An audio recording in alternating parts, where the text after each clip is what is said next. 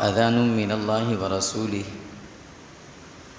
اور اللہ کی طرف سے یہ اعلان ہے، اللہ اور اللہ کے رسول کی طرف سے، إِلَى النَّاسِ، ساری دنیا کے لوگوں کے لیے،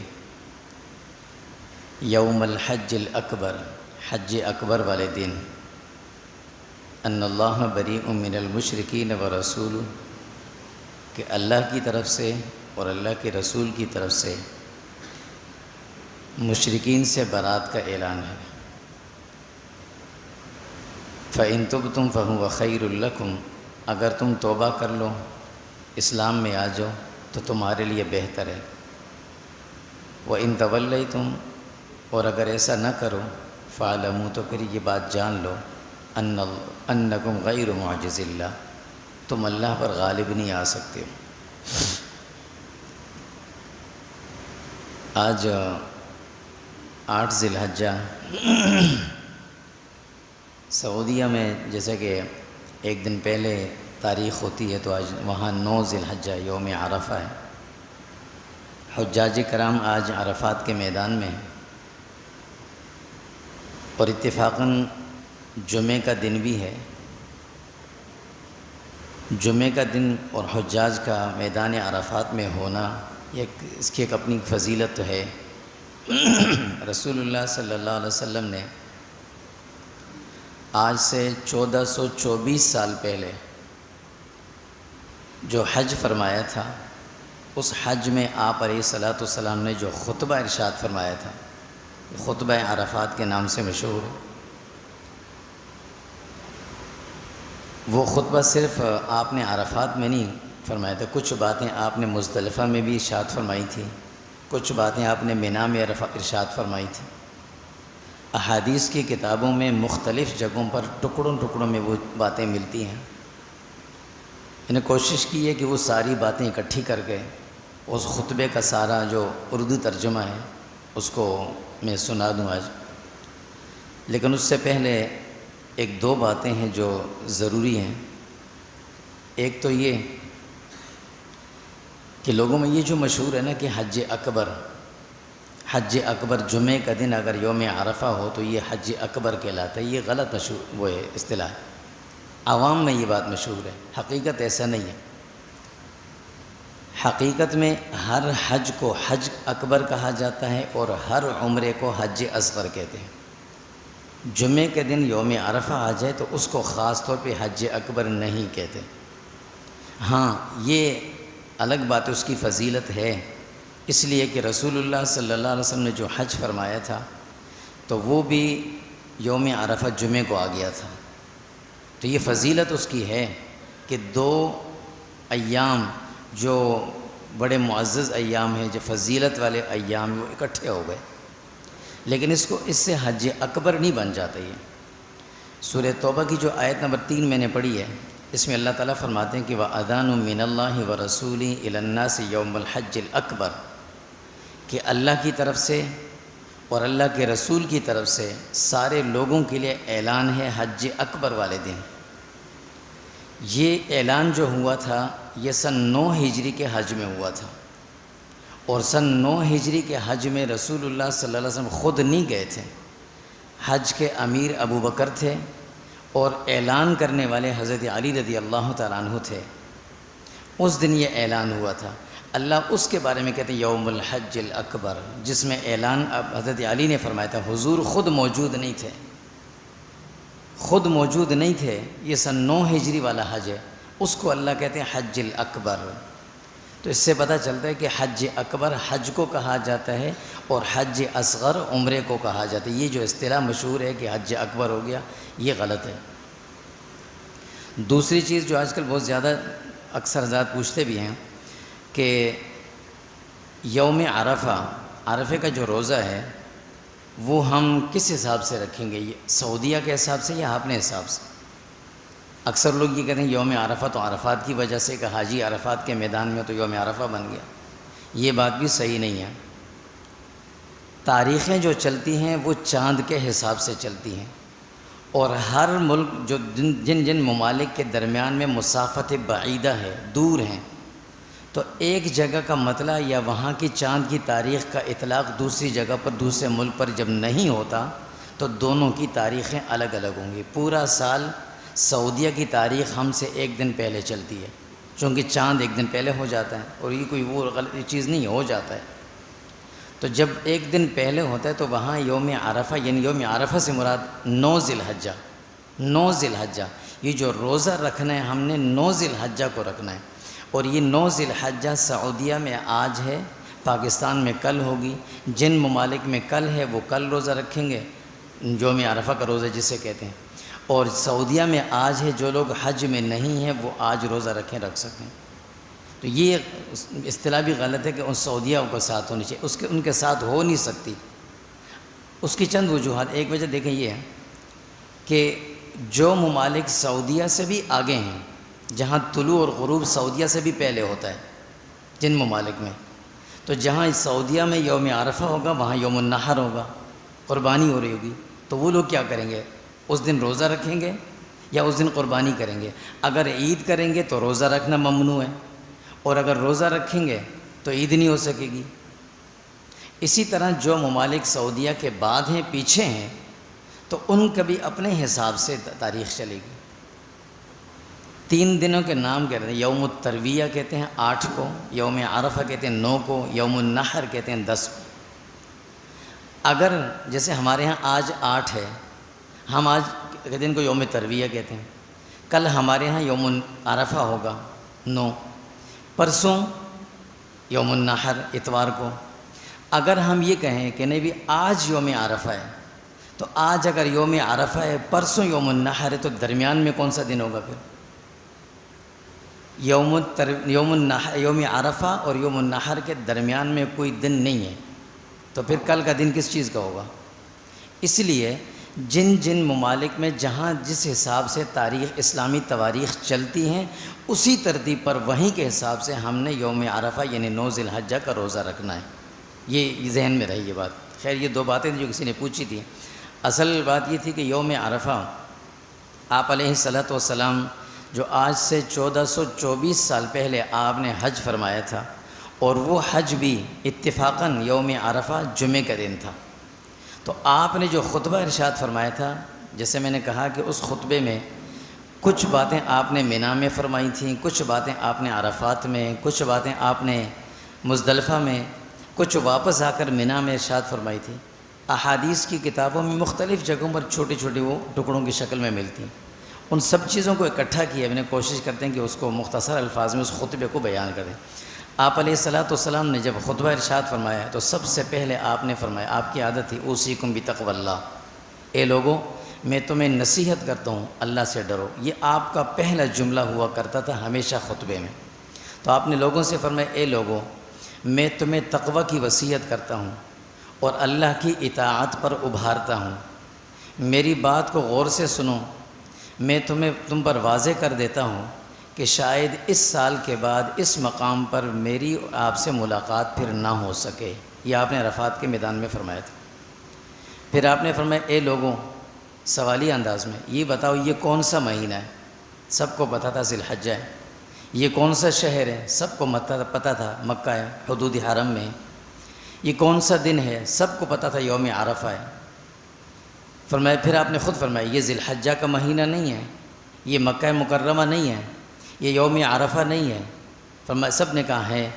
فرمایا کہ سنو، یہ تمام باتیں اپنی جگہ، تمہارا خون، تمہارا مال، تمہاری عزت، یہ ان سب چیزوں سے زیادہ محترم ہے اللہ کے نزدیک۔ یعنی اس دن سے، اس مقام سے اور اس مہینے سے بھی زیادہ محترم چیز کسی مسلمان کا خون، اس کا مال، اس کی عزت ہے کہ اس پہ ہاتھ نہ ڈالنا کبھی بھی۔ پھر آپ نے فرمایا کہ سنو، عن قریب اپنے رب سے تم ملو گے، تم سے تمہارے اعمال کے بارے میں سوال کریں گے رب۔ اے لوگوں، میرے بعد کافر نہ بن جانا کہ ایک دوسرے کو قتل کرتے پھرو۔ سنو، ظلم سے دور رہنا، ظلم سے دور رہنا، ظلم سے دور رہنا۔ آپ نے 3 بار یہ ارشاد فرمائی۔ کسی مسلمان کا مال اس کی مرضی کے بغیر نہ لینا، یہ تمہارے لیے حلال نہیں ہے۔ پھر فرمایا سنو، زمانہ جاہلیت کے سارے خون جو قتل تھے، سود، یہ سب میں معاف کرتا ہوں، کوئی کسی سے سود کا پیسہ اب نہ لے، اور کسی نے کسی کا قتل کیا ہو تو اس کا قصاص اب نہیں لے گا، بدلہ نہیں لے گا۔ ساری رسومات جو جاہلیت کی تھیں ان کو میں اپنے پاؤں تلے رون دیتا ہوں۔ اے لوگوں، عورتوں کے متعلق اللہ سے ڈرنا، ان سے حسن سلوک کرنا، ہاں اگر وہ کسی فحاشی کا ارتکاب کریں تو ہلکی سزا دینا۔ عورتیں بھی اپنے شوہروں کی فرما برداری کریں، تمہارے ایک دوسرے پر حقوق ہیں، ان کو پورا کرنا۔ اے لوگوں سنو، تمہارے پاس دو چیزیں چھوڑے جا رہا ہوں، جب تک تم مضبوطی سے انہیں تھامے رکھو گے کبھی گمراہ نہ ہوگے۔ ایک اللہ کا کلام، دوسری میری سنت۔ پھر فرمایا سنو، جرم کرنے والے کا وبال اسی پر پڑے گا، کوئی اور اس کے جرم میں نہیں پکڑا جائے گا۔ پھر آپ نے فرمایا اے لوگوں، مسلمان کا بھائی ہے، کوئی مسلمان دوسرے مسلمان بھائی کی دل آزاری نہ کرے۔ پھر آپ نے فرمایا کہ سنو، شیطان اس سے تو نا امید ہے کہ تم اس کی پوجا کرو گے، مگر وہ اس بات پر خوش ہے کہ تم گناہوں کو معمولی سمجھ کر کرتے رہو گے۔ یعنی شیطان یہ سوچ نہیں سکتا کہ میری امت کے مسلمانوں کو بت پرستی پر لگا دے، یہ تو ہو نہیں سکتا، لیکن یہ ضرور کروائے گا تم سے کہ تم گناہ کرو گے اور چھوٹے سمجھ کے کرتے رہو گے۔ پھر آپ نے فرمایا کہ اے لوگوں، تمہارا رب ایک ہے، تمہارے والد ایک ہیں یعنی آدم، تم سب آدم کی اولاد ہو، کسی کو کسی پر کوئی فضیلت حاصل نہیں، ہاں تقوی سے فضیلت حاصل ہوگی، جو متقی ہوگا وہ فضیلت والا ہوگا۔ پھر فرمایا سنو، ہر وارث کا وراثت میں حصہ مقرر ہے، لہٰذا اسے ادا کرتے رہنا۔ پھر آپ نے فرمایا اے لوگوں سنو، اپنے والد کے علاوہ دوسروں کی طرف نسبت کرنے والے پر اللہ کی لعنت ہے۔ جو شخص اپنے والد کے نام کو چھوڑ کر کسی اور کو کی طرف اپنے آپ کو منسوب کرتا ہے بطور والد کے اور بیٹے کے، فرمایا اس پر اللہ کی لعنت۔ اے لوگوں، ایسا نہ ہو کہ کل تم قیامت کے دن دنیا گردنوں پر لادے لاؤ، ایسے میں تمہارے کچھ کام نہ آ سکوں گا۔ سنو، میرے خاندان والوں کے لیے صدقہ جائز نہیں ہے، کوئی خاتون شوہر کی اجازت کے بغیر کوئی مال اس کا خرچ نہ کرے۔ اے لوگوں، ادھار اور قرض واپس کرنا ضروری ہے، ضمانت لینے والا ذمہ دار ہوگا اس کا۔ پھر آپ نے فرمایا کہ اے لوگوں، میں حوض کوثر پر سب سے پہلے جاؤں گا اور تمہارا انتظار کروں گا، لیکن مجھے وہاں شرمندہ نہ کرنا۔ پھر آپ نے فرمایا کہ لوگوں سنو، وہاں پر کچھ لوگوں کو میں چھوڑ دوں گا، ان کے قریب نہ جاؤں گا، اور بعض کو مجھ سے فرشتے دور کر دیں گے، یہ کہہ کر کہ انہوں نے دین کو بگاڑا تھا۔ پھر آپ نے فرمایا کہ لوگوں، اللہ نے حرام اور حلال واضح کر دیے ہیں، فرائض، سنن، واجبات مقرر کر دیے ہیں، ان کا طریقہ بھی بتا دیا ہے، دین کو اللہ نے آسان کر دیا ہے، لہٰذا دین میں تنگی پیدا نہ کرنا۔ پھر فرمایا کہ اے لوگوں، جو شخص امانت دار نہیں اس کا ایمان نہیں، جو وعدہ پورا نہ کرے اس کا دین نہیں۔ پھر آپ نے فرمایا کہ لوگوں سنو، جو اللہ کے حکم کو توڑے گا اللہ خود اس سے پوچھیں گے، جو میری نافرمانی کرے گا میں خود اس سے لڑوں گا، اور یہ بات سن لو، غالب میں ہی رہوں گا، اور وہ شخص میری شفاعت سے محروم ہوگا،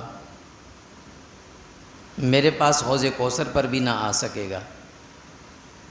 پھر آپ نے فرمایا کہ لوگوں، جن کے پاس کسی کی امانتیں ہیں انہیں جلد از جلد ادا کر دیں۔ اے لوگوں، جس نے میری بات سنی، یاد رکھی اور دوسروں کو پہنچائی، اللہ اس شخص کو خوش رکھیں گے ہمیشہ۔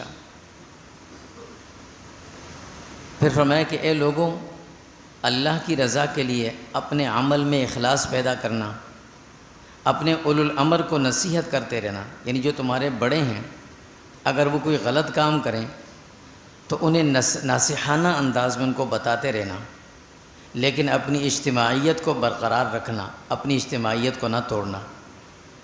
پھر آپ نے فرمایا سنو، جو شخص اپنی آخرت کو سامنے رکھے گا اللہ اس کے دل کو غنی کر دیں گے، دنیا ذلیل ہو کر اس کے پاس خود آئے گی۔ جو شخص دنیا کو اپنے سامنے رکھ کر چلے گا اس کے معاملات کو بگاڑ دیا جائے گا۔ پھر آپ نے فرمایا کہ اے لوگوں، ابھی جبرائیل امین نے اللہ کا سلام پہنچایا، آپ میدان عرفات میں تھے اس وقت، فرمایا ابھی جبرائیل امین نے اللہ رب العزت کا سلام پہنچایا اور فرمایا کہ اللہ نے اہل عرفات کی مغفرت فرما دی ہے، آج تمہارے سارے گناہ معاف ہو گئے سوائے حقوق العباد کے۔ پھر آپ نے فرمایا کہ اے لوگوں، مسلمان وہ ہے جس کے ہاتھ زبان سے دوسرا مسلمان محفوظ ہو، مومن وہ ہے جس سے سارے لوگ امن میں ہوں، مہاجر وہ ہے جس نے گناہوں کو ترک کر دیا اور چھوڑ دیا، مجاہد وہ ہے جو اللہ کی اطاعت میں اپنے نفس سے مجاہدہ کرے۔ یاد رکھو، جب حکمران حکم میں عدل نہ کریں، وعدے پورے نہ کریں، رحم کی درخواست کرنے والوں پر رحم نہ کریں تو ان پر اللہ اور فرشتوں کی لعنت ہوتی ہے۔ پھر آپ نے فرمایا کہ اے لوگوں، جس شخص کو امیر مقرر کرو اپنا امیر بناؤ، اس کی اطاعت کرو بشرطے کہ وہ اللہ کی کتاب کے مطابق احکامات دے تمہیں۔ دجال کے فتنوں سے خبردار رہو، علم حاصل کرو اس سے قبل کہ علم اٹھا لیا جائے، اور علم کا اٹھ جانا علماء کا اٹھ جانا ہے۔ پھر آپ صلی اللہ علیہ وسلم فرمایا کہ اے لوگوں، 4 چیزوں سے بچنا، شرک نہ کرنا، قتل نہ کرنا، زنا نہ کرنا اور چوری نہ کرنا۔ پھر فرمایا اے لوگوں، حج کا طریقہ مجھ سے سیکھ لو، شاید پھر ہم نہ مل سکیں۔ پھر آپ نے فرمایا کہ اے لوگوں، میں آخری نبی ہوں، تم آخری امت ہو، اپنے رب کی عبادت کرنا، اور وہ کیا ہے؟ 5 نمازیں پڑھنا، رمضان کے روزے رکھنا، اپنے امیر کی اطاعت کرنا اور اپنے ماتحتوں کا خیال رکھنا۔ اپنی طرح جو خود تم کھاؤ انہیں بھی کھلانا، جو تم خود پہنو انہیں بھی پہنانا، ان کی خطائیں معاف کرنا اور اللہ کے بندوں کو تکلیف نہ دینا۔ پھر آپ نے فرمایا کہ اے لوگوں، عطیہ یعنی تحفہ اور انعام اس وقت لو جب وہ انعام یا تحفے کی حیثیت میں ہو، جب رشوت بننے لگیں تو اسے چھوڑ دینا۔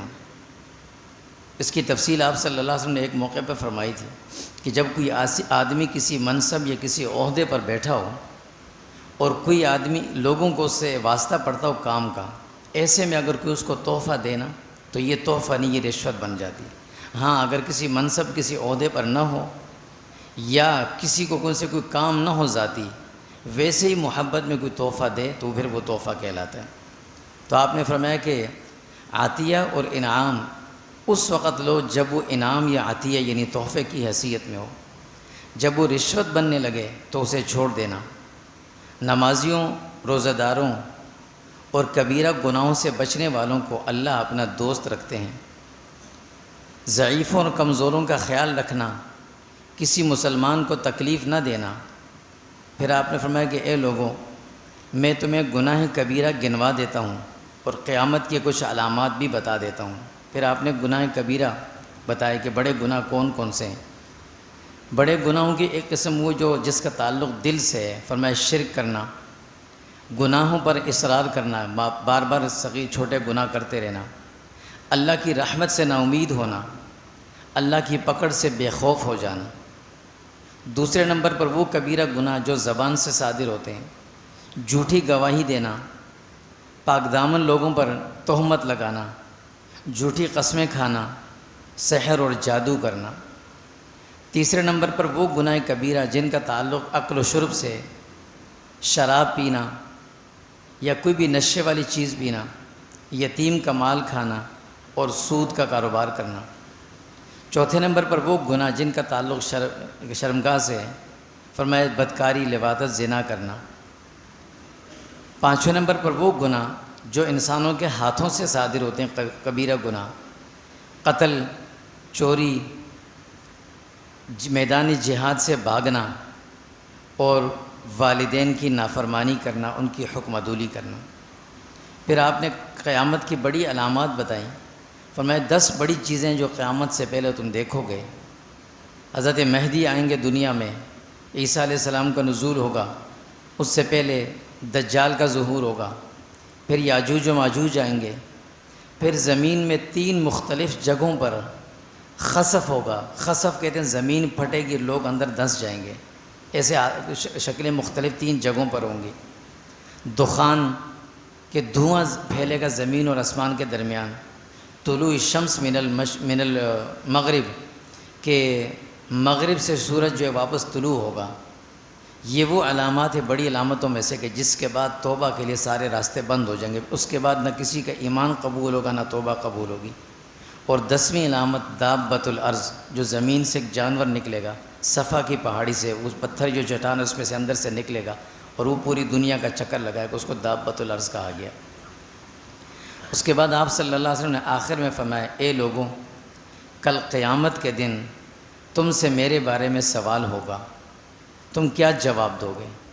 صحابہ نے سب نے کہا اللہ کے نبی صلی اللہ علیہ وسلم، ہم اللہ کے سامنے یہ گواہی دیں گے کہ آپ نے اللہ کا پیغام ہم تک پہنچایا، نہ صرف پہنچایا بلکہ اس کا حق بھی ادا کر دیا۔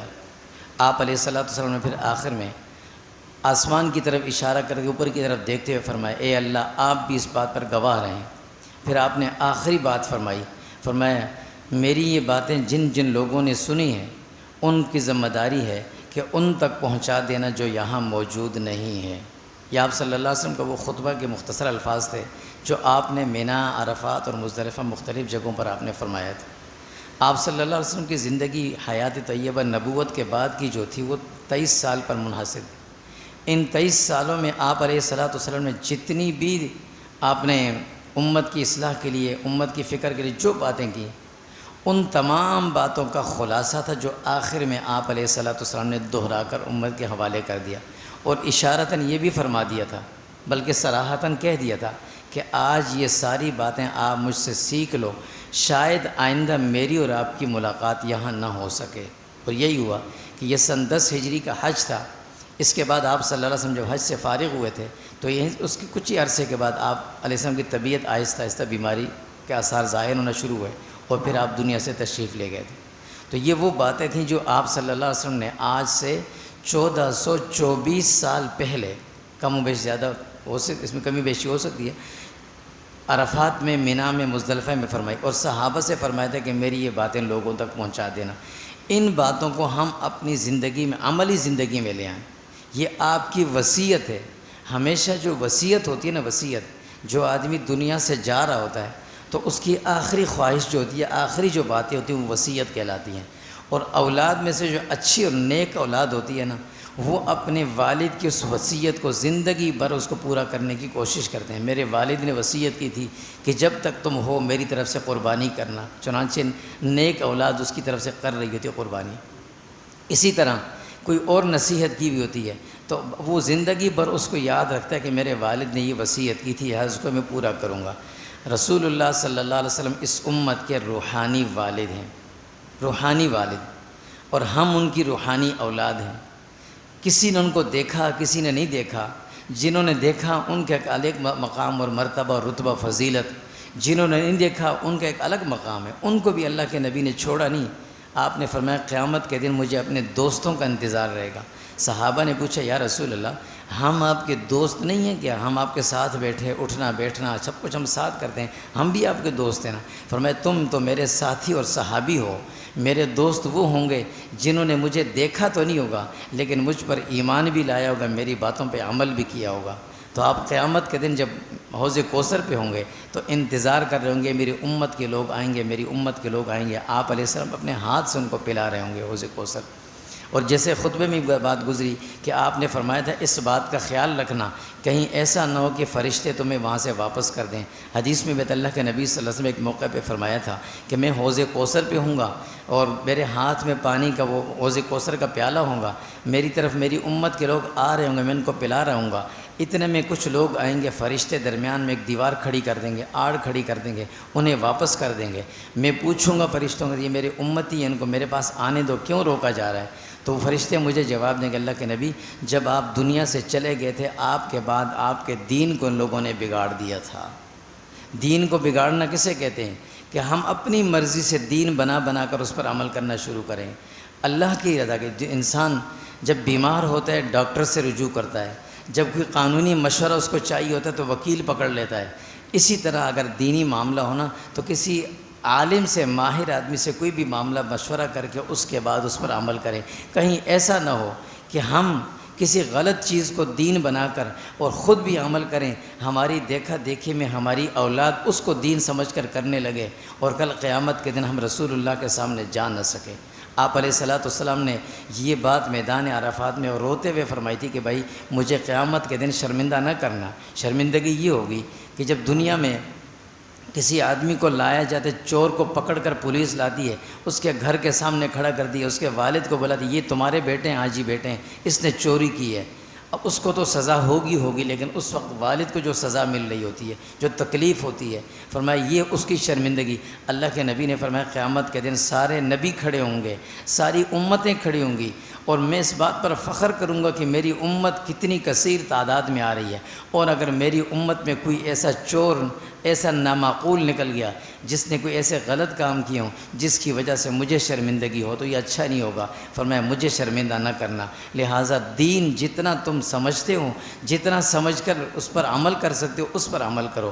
حضرت عمرو بن عاص رضی اللہ تعالیٰ عنہ نے آپ صلی اللہ علیہ وسلم سے کچھ نصیحتیں پوچھیں تو آپ نے فرمایا جو چیز تمہیں دین کے بارے میں صحیح لگے کہ یہ واقعی دین ہے اس کی تحقیق کر کر اس پر عمل کرنا، اس کو نہ چھوڑنا، اور جس چیز کے بارے میں تمہیں شک ہو کہ یہ دین نہیں ہے اس کو چھوڑ دینا۔ یہ صحابی کو نصیحت اس لیے فرمائی تھی کہ بعد کے لوگ پھر ان چیزوں کو دین بنا لیں گے، اس لیے دین کا معاملہ، فرائض کا معاملہ، واجبات کا معاملہ، اس میں بڑی تحقیق کے ساتھ بڑے سمجھ کے اور سمجھ بوجھ کے بعد ہمیں یہ سارے کام کرنے ہوں گے، ورنہ کہیں ایسا نہ ہو کہ ہماری ساری محنت فضول کاموں میں جا رہی ہو۔ ہم قربانی کر رہے ہیں، قربانی قبول ہی نہیں ہو رہی، کیوں؟ اس لیے کہ پیسہ ہمارا مشکوک کا اس میں آ گیا۔